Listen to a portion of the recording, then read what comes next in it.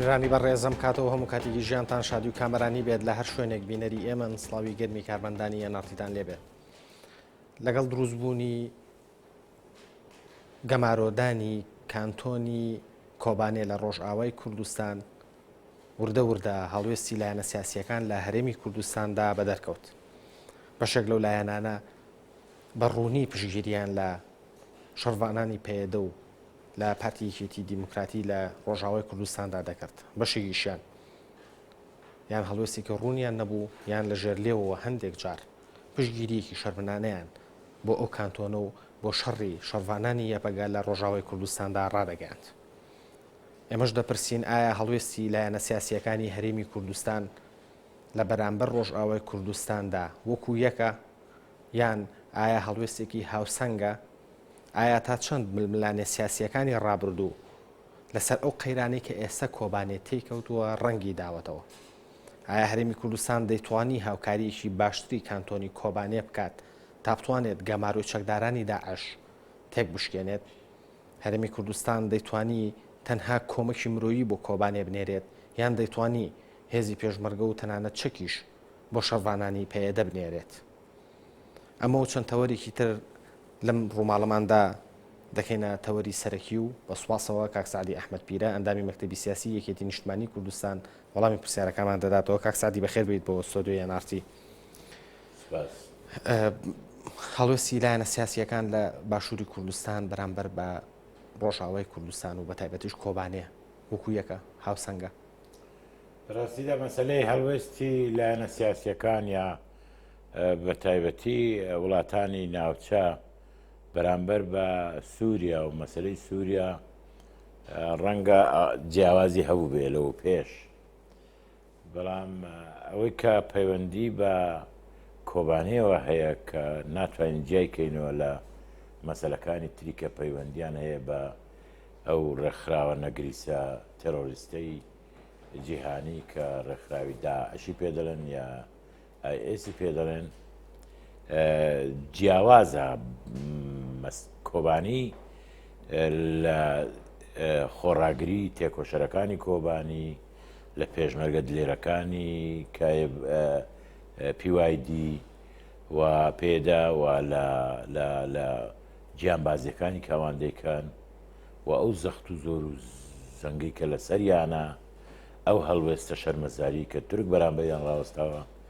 پێم وایە ئەو مەسەلەی ئێستا بووە بە کەیسی هەموو یەکێک کورد هەرچی خاوەنی هەرچی ویژدانێکی زیندوی هەبێ بۆ بە کەیس. باشە، ئێوە بەیاننامەیەکتان دەرکردووە لەسەر ڕۆژی کۆبانێ، بەڵام ئەوەی کە سەرنجە درێت لایەنەکانی کەیانی بەیاننامەیەکی ئەو تویان تایبەتیان لەسەر ئەم کەیسە دەرنەکردووە. ناوەی کە بەیاننامەی دەرچوە بەیاننامەی یەکێتی نیشتیمانی کوردستانی ئێمە لە سەرەتاوە لە زۆر پێشی دەی شەشیش پێشەوەی کە مووسڵ بکەوێتە دەست گروپی داعش، ئێمە برانی کوردستانی سووریامان هوشیار کردوتەوە لەوەی کە خەتەرێکی گەورەیە و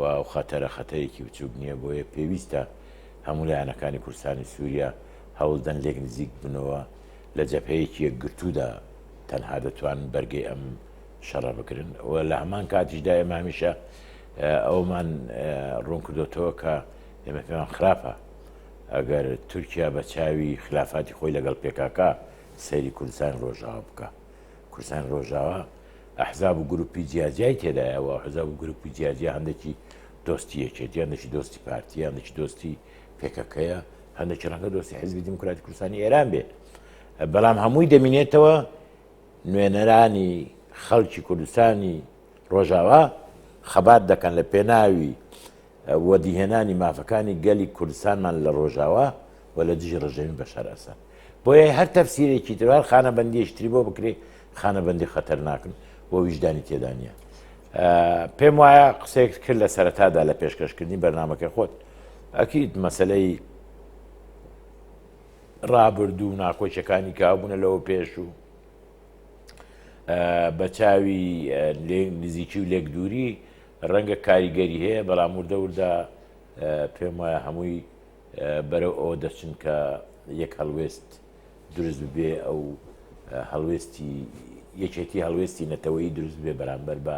مەوزوعی کۆبانی باشە هەرێمی کوردستان یەکێتی نیشتیمانی کوردستان لەو زمینەیە لە هیچ بوارێکە کەم تەرخەمی نەکردووە لە داعم و پێویستەکانیش بەڵام حەزەکەم پێ دڵم زۆر جار هەیە برادران لە دەرەوە دەپرسن ئەی ناتوان پێشمەرگە بنێرن ئەی پێشمەرگە بۆ نەچوو بابە کۆبانی ڕۆژاوا کوردستان ڕۆژاوا پێویستی بە خەڵک نییە هەیتی چەک هەڵگرێ پێویستی بە چەکە پێویستی بەنانە پێویستی بە ئاوە پێویستی بە باش ناتوان ڕەچەکی بۆ بنرێ هەرێمەوە چکی بۆ ڕەوانە بکرێ هەرێمی هاوکاری کردووە یەکێتی هاوکاری کردو یەکێتی یانانی کوردستان هاوکاری کردوون هەرێمی کوردستان چەند هاوکاری کردون من نازانم بەڵام زانام یەکێت نیشتیمانی هاوکاری کرد حەجمی هاوکاریەکە ئاستێکا بۆ پێم وایە لە فرسەتێکە یەکی پێدەتان دەستکەوت لەگەڵی باشە ئەو هاوکاری ئێوە بۆ پێدا لەسەر بنەمای پەیوەندی یەکێتی بووە لەگەڵ پێدایان لەسەر بنەمای ناوە مەسلە ینی وەکو هەرێمی کوردستان ئەم هاوکاریانە ڕۆشت بەرەز ئەمە مەسلەیەکی نیشتیمانی نەتەوەییە خۆ ئەگەر لە کوردستانی ڕۆژاوە یەک حیزبیش نەبێ ئەو وەزیفەی ئێمەی نەتەوەی و نیشتیمانی پشتیوانیان بکەیت بە تایبەتی کە لە خاترێکی وا گەورەدان چێ بڕوە بە ئێمە دەکە کە ئێمە زۆر جار باسی پشتیوانی نێونەتەوەی دەکەین و باسی پشتیوانی لە ئەفریقای جنوبی و ئەمریکای جنوبی دەکەیت لە کاتێکدا کوردە جیرانی خۆمانە چەند پێی دەڵێن بەقەدەر شەقاوێکی پشیلە دوورە هاوکاری نەکەین بەڵام بین دیفاع لە نیکەراگووا و لە ئەفریقای جنوبی بکەین مزداقیەتمان نامینێ ئێمە وەزیفەمانە پشتیوانیان لێ بکەین وەکو ئینسان وەکو کورد وەکو ئیسلام وەکو هەر شتێکی وەردەگری وەکو جیران وەکو هەر شتێکی وەردەگری وەزیفەمانە ئێمە هاوکاریان بکەین و پشتیوانیان بکەین لەو منتەلەقەوەیەکێت نیشتیمانی کەم تەرخەمی نەکردن و وەزیفەی خۆیان باشە ینی ئێوە چەکتان ناردۆ بۆ پێدا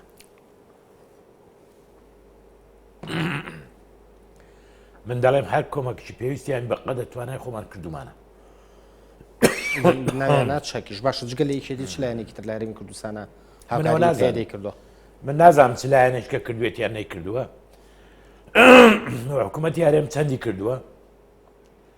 بەڵام ئەوەی کە پەیوەندی بە یەکێتی و یەکێتی کەم تەرخەمی نەکرد باشە ئێوە بەشدارن لە حکوومەت و جێگیری سەرۆگەزیرانتان هەیە لە ڕێگەشەوە ئاگادار نین کە حکوومەتی هەرێم ئایا هاوکاری ناردۆ بۆ ڕۆژاوی کوردستانیان ناردۆ لەگەڵ جێگیری سەرۆکی حکوومەت کە قسەت کرد لێ پرس ئێوە خۆتان پرسیارتان لێ نەکردەوە نامە پرسیارمان ئەرکی ئێوە نیە کەڵی ئەرکێکی نەتەوەیی ئەرکی ئێمەیە ئەرکی ئێمەی کەم تەرخەمی نەکەیت و من پێم وایە حکوومەتی هەرێمیش هەوڵی بۆ داون لە بواری دیبلۆماسی باشە ئەوەی کە بۆ ڕۆژاوی کوردستان کرایانەوەی کە بۆ کۆبانێکرا ئەکرا زیاتر بکرێت لەلایەن باشووری کوردستانەوە یان هەر ئەوە ناکرا نەوەڵات حساب دووامە کە باشووری کوردستان جەبهەیەکی دوور و درێژی 1200 کیلومتر درێژە لە ئەو لای سنجارەوە دەست پێ دەکات تا بەدرەوجە ساڵ بۆیە من پێم وایە ئەو شتانی کە داوا بکرێت لە هەرێمی کوردستان دەبی برێ بەکەم بەقەدەر تواناتانەوە هاوکاریان بکەن خۆمانیش دەبی مەشغولی جەبهەکەی خۆمان بین و ئەوانەی لێرە شەڕ دەکەن لە بەرامبەر ئێمە ئامان ئەو هێزانن کە لەوێوە هاتوون یا ئەچنەوە بۆ ئەوێ بۆیە من پێم وایە ئەو دوو جەبهەیە لێکجیا ناکرێنەوە باشە کاکسادی تۆ باسیەوەت کرد کە وتی خەڵک پرسیارەکە بۆ پێشمەرگە نانێرن بەڵام خەڵکیش باسی ئەوەکە ئەڵێ کاتێک مەخموور کەوت کاتێک بەشێک لە باشووری کەرکووک کەوت کاتێک بەشێک لە پارێزگای نینەوە کەوت شەڕوانی پەیەدا خۆی گیانە و شوێنانە گەریلای پەکەکە خۆی گیانە ئەو شوێنانە ئەمانە بەشداریان لە شەڕا کرد بەشداریان لە ئازادکردنەوەی مەخموور و بەشێک لە باشووری کەرکووک و بەشێک لە ناوچەکانی پارێزگای نینەوەیە کرد ئەی پێشمەرگە بۆ ناتوانێت خۆی بگەێنێتە ڕۆژاوی کوردستان ینی لەم پارەکان چی خۆی تۆ پێمە باشتر سەیری خەریتە بکە لەو جیانەی کە هێزەکانی پێدا بە سوپاسەوە بەشداریان کردیە یا هێزەکانی تری کوردستانی بەشداریان کردیە لە ڕووی جغرافیەوە ممکن بوو و ئەوانش ئامادەجیان نیشاندا بە سوپاسەوە ئێمەش قبولمان کرد لە مەخموور لە سنجار لە شوێنەکانی تر ئەوەی ئێستا لە هینا لە کۆبانی ڕوودەدا ئەوە تەنها یەک ڕێگای هەیە و ڕێگایش لە تورکیاوە غەیرە و ڕێگای ڕێگای تر نییە و تورکیا تەنانەت قبولی نییە تایارەکانی ئەمریکا ئەوەی بارهەڵگری گەورە مناوەرەکە بسرۆ چکەوە 200 مەتر دوورە لە سنووری تورکیای سووریا بۆیە پێم وایە شتێکی ئاسان نییە پێشمەرگە لێرەوە بڕوا بۆ ئەوە یەک ڕقەمدوو من پێشتەش پێم وتم پێدا یا پەکا چی پێ دەڵێن پێویستیان بە خەڵک نێت چێکیان بۆ هەڵگرێ پێویستیان بە چەکە خەڵکیان هەیە زۆر باش ئەوەی کە ئەگەر ئەمە بتوانین چێکیان بۆ بنێن ئەوە کارێکی باشەوەی کە زۆر یا بتوانین ئەو کۆمەکە نێو دەوڵەتیە ئەو گەلە کۆمەکە نێو دەوڵەتیە ئەو جەبهەی نێو دەوڵەتی لە دژی داعش لەوێش تەئسیری خۆی و پێم وایە لەوە سەرکەوتوین ئەوە دەستی پێ کردووە وردەوردەوە عەرزەگرێ و تەئسیری کرد زۆر باشە پێم وا بێت لە شاری هەولێر خۆپیشاندانێک هەیە پامنێرمان شەیماجاف لە ناو خۆپیشاندانەکەیە چینە لای ئەو پاشانەگەڕێنەوە درێژە و گفتوگۆکەمانی شەیمام کاتت باش ئەگە بکرێت زانیاریمان لەسەر خۆپیشاندانەکە بیتێ بەڵێ ڕێبوار دوای ئەوەی ڕابردوو 33 حیزبی کوردستان لە شاری هەولێر بە بەشداری هەر پێنج لایەنە سیاسی سەرەکیەکەی هەرێمی کوردستان کۆبوونەوە لەسەر ئەوەی کای لە یاداشتێکیان دەرکرد و لە ڕێی یاداشتێک داوایان کرد لە خەڵکی شاری هەولێر بەشداری بکەن لە خۆپیشاندانێکی جەماوەری ئەمڕۆم خۆپیشاندانە لە کاتژمێر دوو دەستی پێکردووە ئەوەی کە لە پێش بینای پەرلەمانی کوردستان بەژمارەیەکی بەرچاو لە هاوڵاتیانی شاری هەولێر هەروەها بەشێک لە کوردانی پاچەکانی ڕۆژئاوا باکوور ڕۆژهەڵاتی کوردستان هەروەها بەشێکی تریش لەو هاوڵاتیانە لە شارەکانی تری دەرەوەی هەولێواتە لە سۆران و لە ڕانێ و لە قەڵاتزێ لە کۆیە هاتوون بۆی بەشداری بکەن لەم خۆپیشاندانە و هاوسۆزی و هاوخەمی خۆیان دەرببڕن بۆ ڕەوشی ئێستای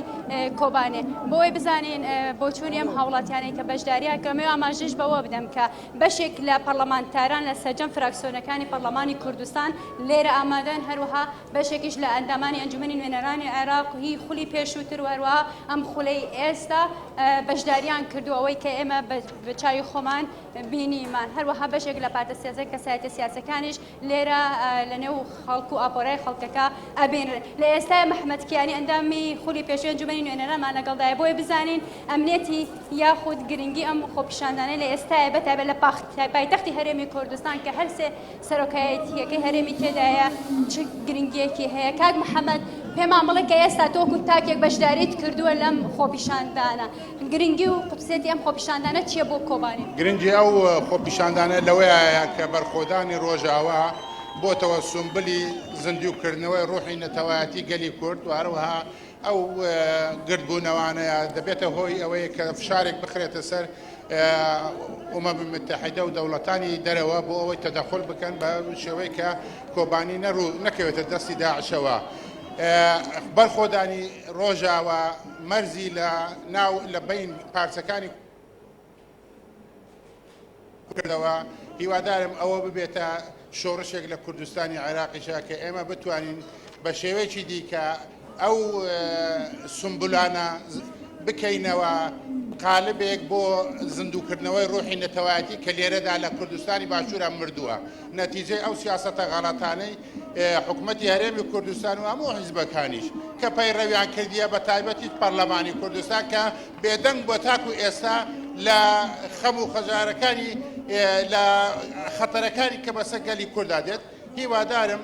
ئێمە بە خۆداچوونەوەیەکمان هەبێ بتوانین تاچی کورد وشیارکەینەوە ئەو تاکە بکەینە ساحب قەرار نەک سیاسیەکان. سپاس بۆ تۆ بەڵێ ڕێبا منەگەڕێمەوە ستۆدیۆ زۆر سپاس بۆ پامنێرمان شێماجاف لە شاری هەولێرەوە کە ڕاستەخۆ لەگەڵمانە بوو. کاک سادی دوێنێ لە شاری هەولێر لایەنە سیاسەکان کۆبوونەوە و دوای بەلاغێکیان دەرکرد لەسەر بارودۆخی کۆبانێ. باسی ئەوە کرێت کە لەسەر ناوهێنانی کانتۆنی کۆبانێ کێشە لە نێوانتانە هەبوو. لە نێوان لایەنە سیاسەکانە هەبوو بەشێک ڕازی نەبوون بۆی کە ناوەکە وەکو کانتۆنی کۆبانێ بهێنرێت بۆیە لە بەلاغی کۆتاییشە بە ڕۆژاوی کوردستان هاتووە. خراپە من پێم وایە کانتۆنی کۆبانی خۆ ئیشی ئەو کەسانی نیە لە هەولێر دانیشتون بەیان بنامە دەرەکەن ناوی لێدنن ئیشی ئەو کەسان کە لەو ناوچەیە دانیشتون ناوی چ لە خۆیان دەنێن ئەو مۆزوعێکی ڕسمیە و بڕیاری لەسەر دراوە و بڵاو کراوەتەوە و ئەوان بخۆیان دەڵێن کانتۆن کۆپانی سێ کانتۆنە کوردستانی ڕۆژاوە ئەو ئیشی ئەوان لێوێندن کەی چونە ئەوێ خراوە دەنگ ناویشتیان لێنە ئەو ئیشی ئەوان پێمە ئەوە کارێکی فەزلەیە زیاد باشە ئەوی تۆ زانیاری تەبێکشێ ناڕازی بوو لەسەر ئەو ناوە وەڵا ئەو ناکۆچێک هەیە ناکۆچێکی کۆن هەیە لە نێوان لایەنە سیاسیەکانی کوردستان ڕۆژاوە لەلایەکیان هین پێدا کە ئەمڕۆ لەسەر حرس دیفاع کاتن پێم وایە جێگای افتخار و احترامەوە شەر نییە من سیاسەتی پێدا تەبەنی بکەم بەڵام پێویستە ڕێز لە خەباتی بگرم و شایەتمانی ئەوە بدەم کە دیفاعێکی بێوێ نەدەکا لە خەڵکی کوردستانی ڕۆژاوە بە تایبەتی لە شاری کۆپانی و ئەو ناکۆچی ئەوانەیە گەیشتۆتە ئەوەی کە پێم وایە ئاسان نەبێت زۆر جار لەسەر وتارێک و وشەیەک بکەیەک باشە بەڵام ئەو لایەنانی کە کۆبوونەوەوانە خۆلایەنەکان بەدەڕۆژانیان نەبووە من لە هەولێر بابە چۆن ئاشترا من لە سلێمانی بووم دوونەیە خۆتە زان لێرە بووم من ئاگادار نیم لەوێ لەسەر چی ناکۆچیان هەبوو بەڕاستی باشە بۆ تا ئێستا تەقدیرم وایە تەقدیرم ئەوە باشە ئێوە خۆتان زۆر بە دۆستی پێدا ئەزانن وەکو یەکێتی نیشتمانی مەبەستمە بۆ تا ئێستا ئیشتان لەسەر ئەوە نەکردووە یان هەرێمی کوردستان بۆ تا ئێستا ئیشی لەسەرەوە نەکردووە کە بەڕسمی کانتۆنەکان بناسیێنێ دانیان پێ بنێ ناون پێم وایە ئیشتیباکە لەوەیە تو ئێمە خۆمان بە دۆستی کوردستانی ڕۆژاوا دەناس دەزانین بەڵام پەیوەندێکی گەرموانیان دەکەین و ئێمە هینمان ئەوڕۆ کۆبوونەوەمان هەبوو لەگەڵ دکتۆر بەشار حەکیم لێر خۆ ڕێ ناگرن لە هیچ لایەنێک یان ڤیکتۆمان لەسەر هیچ لایەنێک نییە لە کوردستانی ڕۆژاوە بیبینیانەی بینینەوە بەڵام ئەوەی لەسەر عەرزە ئەوڕۆ شەهید دەدا ئیدارەی ناکۆچەکان دەکا قیادەی شەڕەکە دەکا پێدەیە خۆ بەدەستۆ بەدەستمن نییە ئەوەی پێشی ناخۆشە ئەوەی زۆر مخالیف پێدەشە مەجبورە اعترافکەوە ئەو مەوزوعێک نییە بەکەی باشە بۆ تا ئێستا ئەترافی پێ نەکراوە ئەوەی ئێمە لەسەر مەسلەی کە ئەو مۆزوعان دیراسە نەکردووە لەگەڵ پێدەشدا نیشتون لەسەر ئەوەی کە ئەم مەوزوعە ئیشی ئێمەیە ئەترافکردن و مەسلەی ئەترافکردن بە پارچەیەکی تر یان بە دەوڵەتێکی تر یا بە پێکاتەیەکی تر حەسریە ئیشی بەپێی دەستوری عێراق ئیشی حکوومەتی فیدرالی بەڵام پەرلەمانی کوردستان پێم وابێت ماوەیە کەوتووە خۆی بەنیازیەوە بوو کە پرۆژە یاسایەک پێشکەش بکەن بۆی دان بە هیچ پرۆژە یاسایەکی دەستوری نابکە ئەو پرۆژە یاسایە کە تەعارض بکە لەگەڵ دەستوری عێراقی دەستوری عێراقی ئەو مەسەلانەی کردووە بە مەسلەیەکی مرکزی حەسریە بە حکوومەتی فیدرالی عێراق باشە ئێوە لای خۆتانەوە وەکو یەکێتی چۆن مامەڵی لەگەڵەکەن مامەڵی دەکەن لەسەر ئەساسی پەیوەندی دوولایەنەی بینی دوو حێزی سیاسی دوو حیزبی سیاسی ینی ئێوە وەکو یەکێتی مامەڵە لەگەڵ کانتۆنێکان ناکەن لەگەڵ ڕێز لە ئیرادەی ئەوان دەگرین ئێمە بەڵام ناتوانین بڵێمە ئەترافەکەین یعنی ئەترافی ئێمە نەکە ئەترافێکی ڕسمی دەکات ئەترافێکی هێزێکی سیاسی ڕێز لە کانتۆنێک گەگری ئەتراف پێ دەکە بەڵام وەکو ئەوە نییە بڵێ عێراق یا بەشێکی عێراق ئەترافی بە ڕسمی قانونی دەستوری بە کانتۆنی جەزیرە یا کۆپانی یا ئەفرین کرد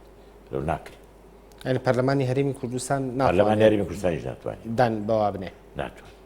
دەتوانی بیامێنێت توان ڕێزیان لێ بگری بەڵام ناتوانی ئەترافیان پێ بکات چونکە ئەوە مەسلەیەکی مرکزیە لاهینە حەسرەکاندایە باشە ئێوە قەت لەگەڵ پێدا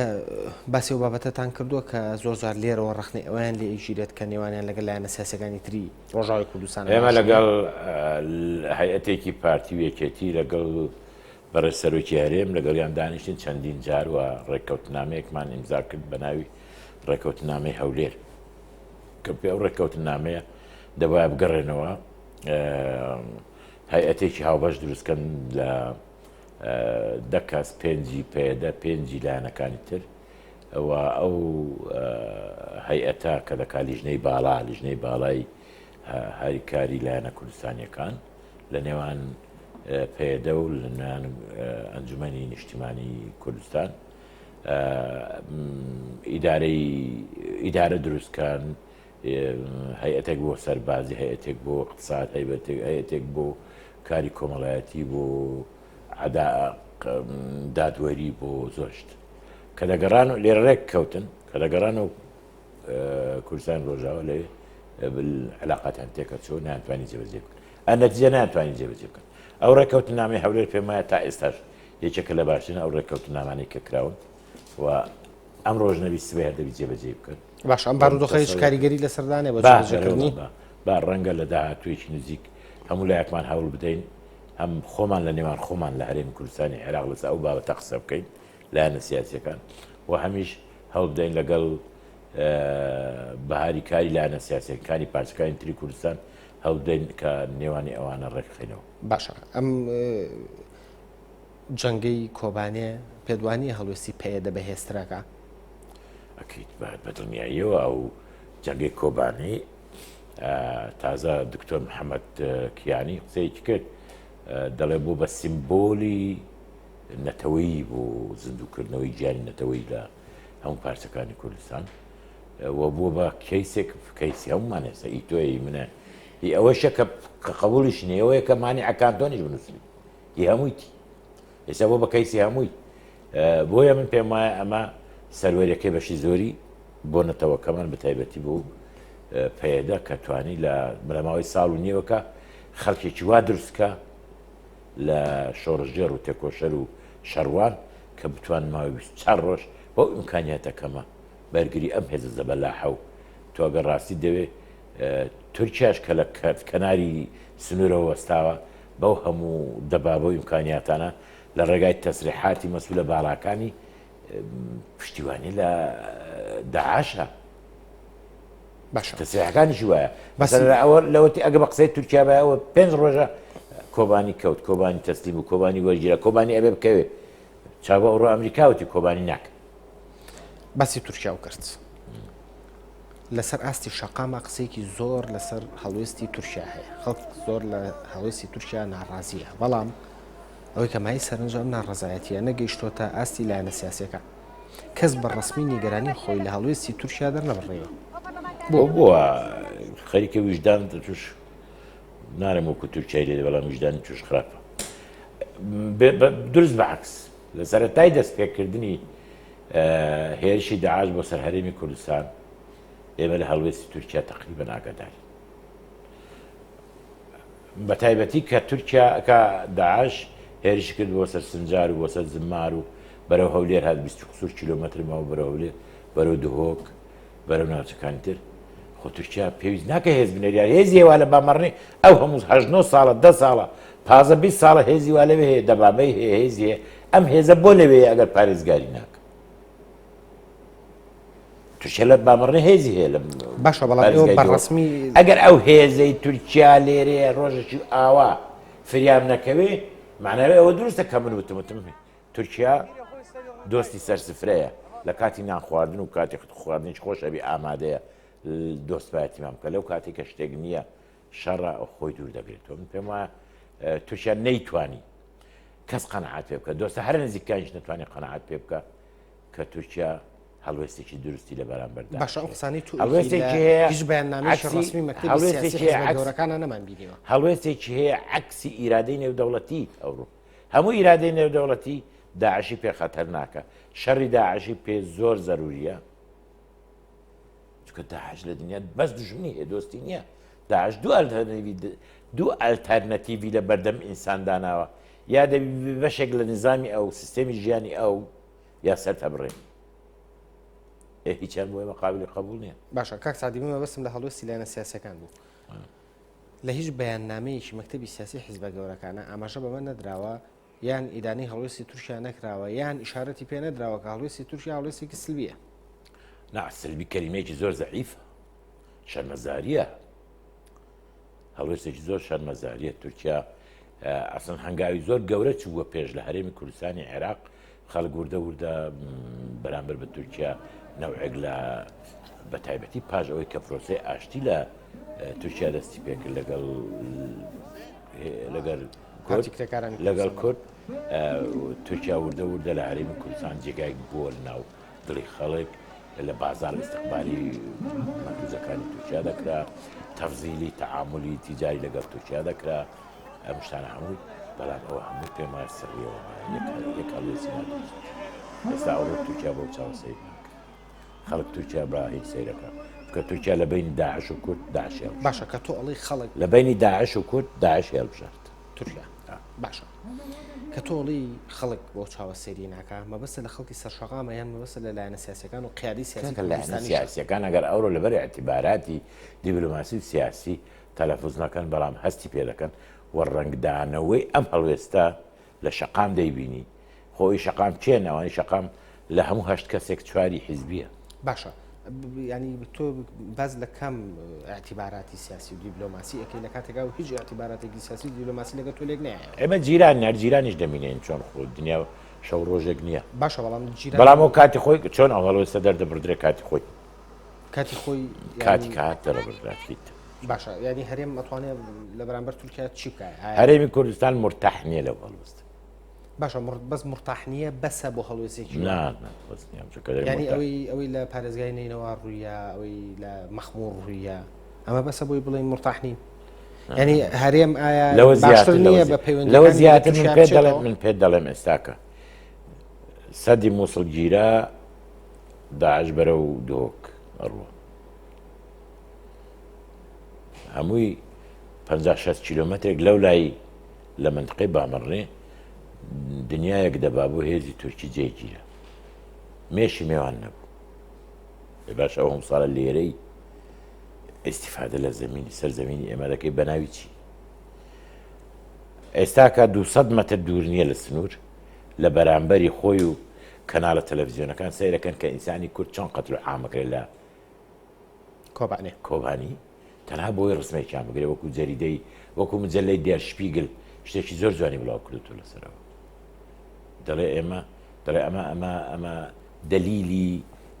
نەبوونی وجدانە یا وجدانی مردووە کە تۆ بەس سیرکەی بزانانی ئینسان چۆن دەکوژێ هەموو ئیمکانیاتێک هەیە دیفاعی لێ بکەیت بەڵام نایکی ئیرادەت نییە باشە ئەمە ئەوە چۆن دەتوانی لە مستەقبل داوای پێکەوە ژیان بکە تۆ باسی کە ئاواتی مردنی منە باشە بەسە لە مستەقبل کرد هەرێم بە پەیوەندیەکانی لەگە تورکایە بچێتەوە چۆن پیاە بچێتەوە چ میکانیزمە بەکاربێنێ چ کاتێکی فشاری هەیە لە کاتێکە تورکیا یەکێک لە گەورەترین مستەفیدەکانە لە بواری ئابووری لە هەرێمی کوردستانە من پێم وانە ئەم مەوزوعێکە کە من و تۆ لەسەر ئەم مێزە لە بەرنمەیەکی وایە بتوانین تاوتوێ بکەین ئەمە مەوزوعەکە پەیوەندی بە ژیانی دەیان خەڵک سەدان خەڵک وەزاران خەڵکەوەیە لەم هەرێمی کوردستانە پێویستە حکوومەتی هەرێم لە بەرنمەیەکە داوای ڕوونکردنەوە کە لە باشە ئەی کارەساتی شنگال پەیوەندی بە ژیانی نەبوو من دەڵێم ئەم مەوزوعە پێویستەدان لە بەرنمەیەکی لە وەکو لە پەرلەمانی کوردستانی پێشنیار کرا کۆنفرانسێک کۆبوونەوەیکی فراوانی لەسەر بگیرێ و بۆ مەوزوعە پێویستە بە چڕوپڕی باس سەرکرداتی سیاسی کوردستان پێ وایە بۆ ئاڕاستای ئاڕە بەڵێ ئەخۆ پەرلەمان خەڵکی هینی بێلاین تێدا نیە پەرلەمان خەڵکی حیزبی تێدا بۆ ئاڕاستە کە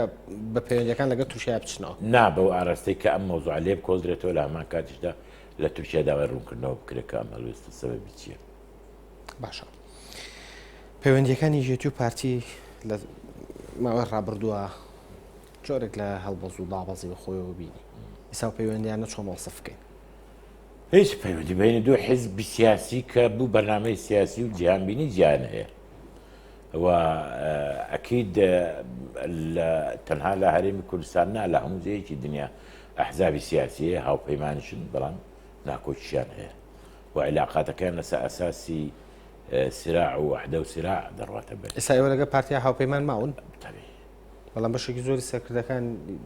لە تەنانەت هەیەی لەسەر ئاستی سەرکردایەتی شاقسە لەسەرەوە کاکە هاوپەیمانێتی استراتیژی تاو کۆتایی هات ئەو هاوپەیمانێتی استراتیژی مۆری ئیمزای مام جەلال و ئیمزای کاک مەسعودی پێوەیە ئەوان دەتوانن ئەڵغای بکەنەوە باشە من پێم وایە ئەو بە تەسریحێکی من و برادێکی تر کە ڕەنگە من زیاتریشی دەبزانم لە برادەرەکانی تر بۆ کۆتایی نایە چۆن کۆتایی باشە ئەو ئەسن نەزانیە ئەوڕۆ باسی کۆتایی هاتن چونکە ئەم هەڕەشەیە لەسەر کوردە ئێمە وەختی خۆی زۆر لە برادر عەلەقل ئۆپۆزیسیۆن باسیەوەی دەکردێ داوەندیەکێتی دائیمەن دەڵێ کوردستان هەڕەشەی لەسەرە بۆ ئێمە بە هەڕەشە بترسێنێ دەوە هەڕەشەمان لەسەریان نا ئیسپات بوو کە هەڕەشەمان لەسەرە هەڕەشەی ناوچوونیشمان لەسەر باشە ینی ئەو ڕێکوتنی ئێوە توانی لە هەڕەشەی خەڵک بپارێزێ ئەگە کوردستان یەکگرتوونە بواە هێزی سیاسی و هینی یەکگرتووی نەبواە پشتیوانی یەکتر نەبواە وەزڕان گەلە خراپتریش دەبوو باشە بەڵام قەنەعاتەوانییە کە و یەکگرتنە لەسەر ئاسی شەقام زیاتر ڕەنگیاوەتەوە لەسەر ئاسی لایەنە سیاسیەکان ینی ڕاگەاندنی تۆ بۆ پێدوایە شەقام گەشتشقامی کوردستان موسەیەس نییە شەقامی کوردستانی شەقامی سیاسیە و خەڵکی کوردستانیش بەشدارە لە بە هەڵوێست وەرگرتن حتا گە مزاهرەش بکە لە دژی حکوومەتی هەرێمی کوردستان هەڵوێستە بۆ بەهێزکردنی حکوومەتی هەرێمی کوردستان حکوومەتی هەرێمی کوردستان کۆمەلگایەکی کوردەواری زیندوی پێویستە کە لە هەڵەکان هوشیاری بکاتەوە لە ناکۆچەکان ئاگاداری بکاتەوە لە کاتی خەتەر پشتیوانی بکات من چەند ماوەیەک لەوە پێش وەبزان پێش دەژنە بوو چون سەردانێکی چاخانەی شعب کرد چاخانەی شعب عادەتەن لە ناو حتا ئەو بێگانانەی کە دێنە هەرێمی کوردستانی وە وەسفی دەکەن دەرێن ئەمە پەرلەمانی شەقامە چاخانەی شعب لێرە لە پەرلەمانی شەقام پێشتێک کە دەچوێ ژوورێ خەڵک بۆ موچەمان وەرنەگرتیە گەندەڵی ناڕێکی مشکلی ئیداری نەزانچی ئەو جارەیان پێشی جەژن چوومەوێ کەس باسی پشتیوانی کەس باسی ئەوەی دەکرد کە چۆن پشتیوانی پێشمەرگە بکەیت چۆن هەوڵی ئەوە بدەین کۆمەلگای نێونەتەوەی زیاتر پشتیوانیمان کە چۆن بتوانین ئەو داعشە لە ناو بەرین کوردستانمان بپارێزین ئەوە پێم وایە هەڵوێستی کۆمەلگایەکی کوردەواری مەسئولە هەزم مەسئولیت دەکە خەڵکی هەزم مەسئولیت دەکە شەرنی حیزبی گۆڵ باشە بەڵام هەمیشە کۆمەلگای ڕەنگە لە حالەتتر دژی حیزبەکانیش کۆمەلگای کوردی هەمیشە باسی ئەوە کراوە کە کۆمەلگای کوردی هەمیشە هەسی بە مەسئولیت کردو قسەکەی من لەسەر ئەوە نەبوو قسەکەی من لەسەرەوە بوو کە ئەو مەترسی کە ڕووی لە هەرێمی کوردستان کرد لایەنە سیاسیەکان بە یەکەوانە ڕوبەڕووی بوونەوە ئەمە پێدوانیە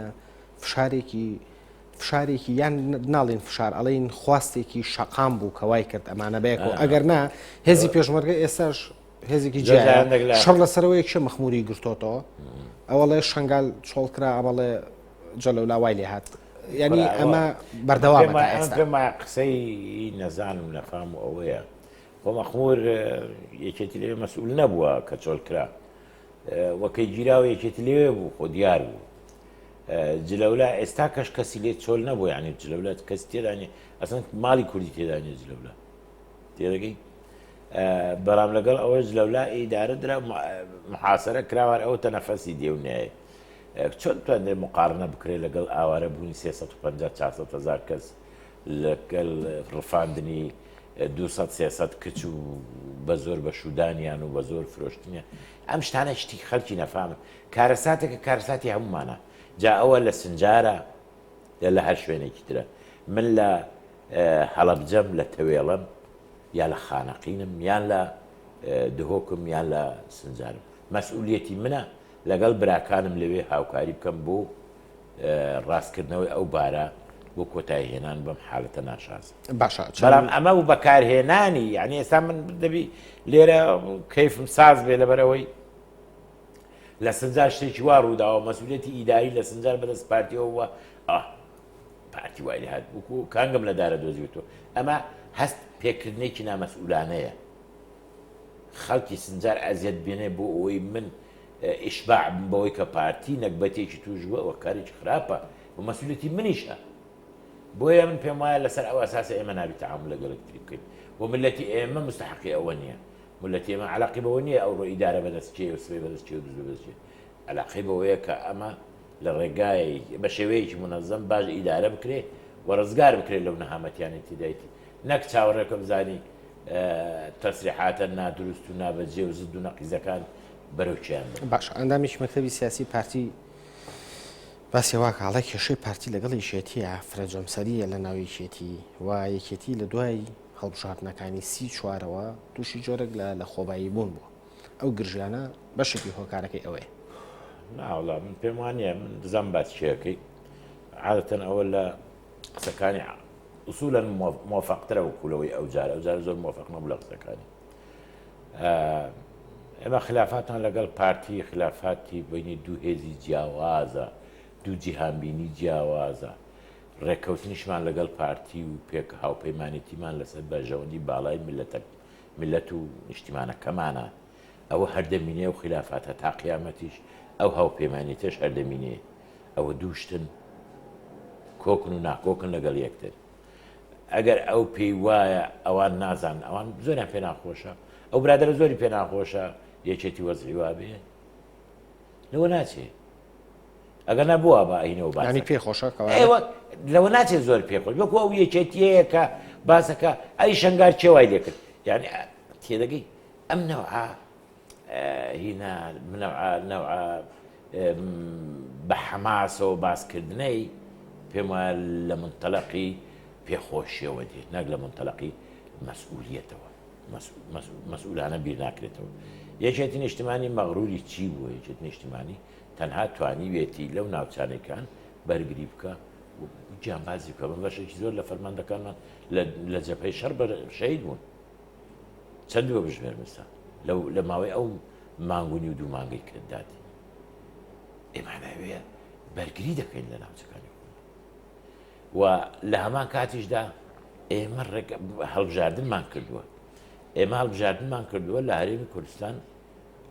ئیدارەیەکمانەیە لە ئیدارەیە سەرۆکارێمێکیە و سەرۆکارێمە سەرێکی هەمومان بێت دەبی سەرۆکی هەمومان و پێویستە ئێمە لە کاتی پێویست ئەو حەکەم بێ لە بینی پێکاتەکان بۆ ڕێخستنەوە من پێش ڕۆژی عارفە و پێما سەفەرم دەکرد مشتێکم باس کرد دەڵێ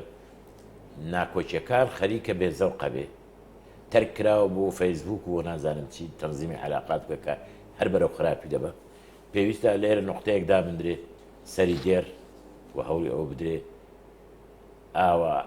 سوکایەتی بەڕێکەوتنامە استراتیژی و بە هاوپەیمانێتی نەکرێت چکە ملەتی ئێمە تا ئێستا زۆری پێویست بەوەیە و من ئێستا کەش دەڵێمەوە من پێم وایە من لە مەکتەبی سیاسی پارتیش من جەملە برادێک لە جەریدەی هەولێر مقابلەی کردو لە فترەیەکی ڕابردوودا زۆر مەسئولانە قسەی کرد دەرێ ئەوەی کە مشکلەی خەڵکی کوردستانە مشکلەی بەرپرسەکانی کوردستانە زۆر خۆ بەزلزان دەزان زۆر خۆ بەزلزانن یعنی خۆیان زۆر بەزلزان دەزان وەکو ئەوەیە کە کەس دابێ ئیسشارەیاندا چکە ئەوان هەموو شتێکیان خەتم کردووە لە حەقەتی داوایە ئێمە دەبی گوێ لە خەڵکی خۆمان ڕابگرین کاتم زۆر کەم ماوە ڕەنگە کاتم زۆر کەم ماوە بەڵام کێ ئاوا خۆی بەزل دەزانێت ناو سیاسەکانی کوردستان کێ خۆی بەزلزان نازانێ هەموو خۆی بەزلزان لەنەوە یەکێتی هەمووی پارتی یەکێتی گۆڕان هەمووی خۆ بەزە هەمووی پێی وایە هەموو علومی ختم کردووە هەموو معلومات و زانیاری دنیای لەبەردەستدا ئێمە قەت هێشتا نازانین چەند کەم ئەزانین زۆر باشە من کاتم زۆر کەم بەدەستەوە وەکو دوا پرسیار ئەگەر بە کوردی جواب بێتەوە سوپاس دەکەم ئەو کاتی حکوومەتی عراقی تشکیل کرا سەرسەرەوە کرا کەوادەی مانگێکدا ئەنرێت بۆ هاتنی بودجە بۆ هەرێمی کوردستان مانگێک بۆ ئەوە ئەمڕۆ ئەو وادەیە کۆتایی هات بودجەش نەهاو بێبەختم لەو هەڵوێستان ئەمڕۆ هات چیە والله بەڕاستیدا خۆم من سێمانکەم لەبیر بوو کە سێمان ئەوە بۆ مەتاڵیبەکان بوو بەڵام بۆ هاتنی بودجە مانگێ بودجە و ئەوە هێشتا ئێمە مەسەلەی وەزیرەکان یەکلا نەبووەتەوە من ئەوە بە کارێکی باشی نازانم باشە لەمپەر چییە بۆی کە وەزیرەکان یەکلا نابێتەوە دەبی یەکلا بێتەوە وەزیرەکان لەمپەر چیە کە یەکلا نەبووەوە تا ئێستا وەڵا ئەسبابی زۆرە ئەگەر گرنگترینیان ئەوەیە کە چێم وایە ئەوڕۆ کورد لە حکوومەتی حەیدەر العیبادی حسەی کەمە باشە سەرۆکی پەرلەمانی عێراق بۆیان زۆر زیاتر دراوە بە سونە لە کاتێکدا ئەگەر بۆ ڕازیکردنی سونەیە بەڵام خۆ کورد مشکلەی سونەی دروست نەکردووە دەوڵەت القانون مشکلەی سونەی دروست کرد لە زیاتی عقوبەی دەوڵەت القانون دەن وەزیری کەم دەنێ عقوبەی کوردیان داوە من پێم وایە غەڵەتەکە لەوێ حەقا ئەو وەزیرانەی کە لە کورد کەم کراوەتەوە لە دەوڵەت القانون کەم زۆر باشە کاک سادی مانگەکە تێپەڕی بودجەکە نەهات هەرێمی کوردستانی شیش هەڵوێستێکی دیار نییە چی ئەکا هەرێمی کوردستان زانیاری من بودجەکە لەو ڕۆژانە بەڕێگاوەیە بودجەی دوو مانگ یەت بۆ هەرێمی کوردستان ئەم زانیاریانە لە بودجەی دوو مانگ بێ بۆ هەرێمی کوردستان پاشانی بودجەی ساڵی 2014 2015 بەیەکەوە ئەقرارەکرد بەڵێ زۆر سوپاس دەکەم سعدی ئەحمەد پیرە ئەندامی مەکتەبی سیاسی یەکێتی نیشتیمانی کوردستان سوپاس بە ئامادەبوون لەگەڵمان سەرکەوتوی و زۆر سوپاسیشتان دەکەمەوە خەبەر و پرۆسەی ئەم گیانبازی و بەسالەتەی کۆبانی زۆر جوان دەگوازنەوە زۆر سپاس دەستان خۆش بێ خۆشەویستان سواز بۆ ئێوەی بەڕێزیش کە تا ئێستا بینەرمان بوون تا بێگەشتنەوەمان لە دیدارێکی تردا هەموو لایەکتان لە خۆشییابن.